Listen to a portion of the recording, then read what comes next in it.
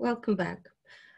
After when you pin your lining in the sleeve, the next stage would be, of course, you need to tack your lining, and then you need to check, make sure the lining of your sleeve sits properly, distributed where it needs to be, and it doesn't pull. So it's very, very important you do that. So now, can you see that? I been tackle nicely, and also try not to create any pleating or anything or ruched anywhere if it's possible.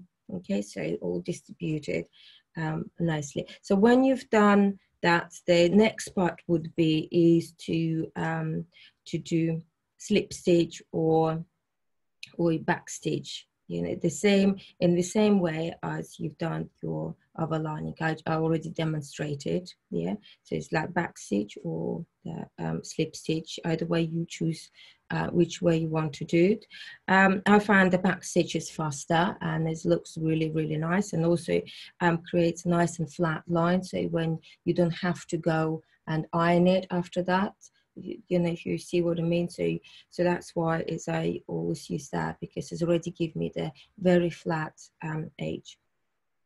So yeah, do that, and yeah, as you see already, the shoulders is being done, the neck being done, and after when you finish that, the next part, you can take your tocking out. Okay, so I'm going to do that.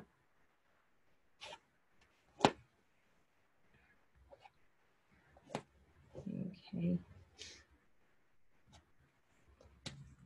And carry on doing that. Taking, so it's quite important, you need to do that. I already start to take tacking from other places if I don't need it them.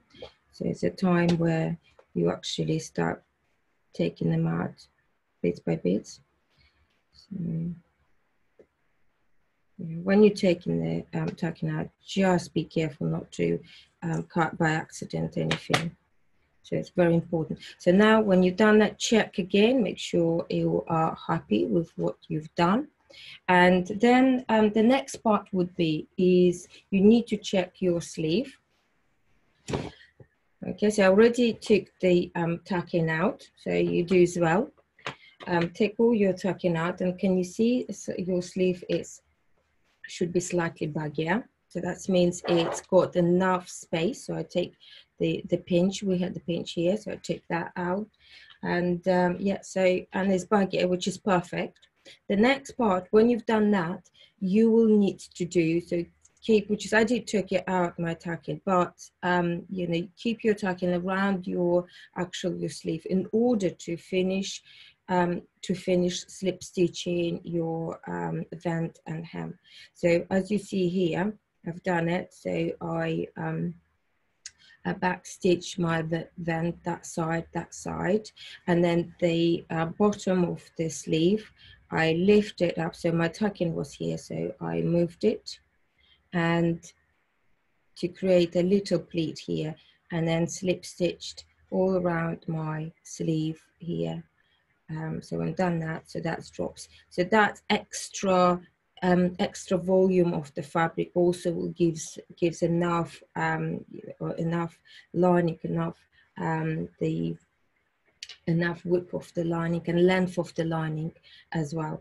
The reason I'm doing that last usually is just in case it happens that I attach my lining, I take all the tucking out, and there's still something pulling, and there's something you're thinking, you know, is something is there not right. So you've got another chance where you can, before you have to unpick everything, where you can let it out, your seam allowance, and which is at the bottom of the lining here. And as you remember, we are kept quite a lot fabric in that area, so you still could let things out or readjust things, or sometimes you're thinking actually it's way too big, and it happens before you're so worried about there's not going to be enough lining, and you're just thinking, oh, it's just like now it's actually, no matter how you put it, you can see lining right at the bottom. So that's why it's so important, you know, that you do that last, and then when you are checked everything and you're happy with your lining, then you are slip stitch and finishing your event as well. So that's been nicely done, and I checked, I'm happy. So it's just exactly the right length, the right amount of the lining for the sleeve. Okay, so and then yeah, take your tucking out and then check. And I also did a little bit of pressing, press my lining around the sleeve to make it nice and flat. So when that's done, we're going to continue to the next in my next video. Bye.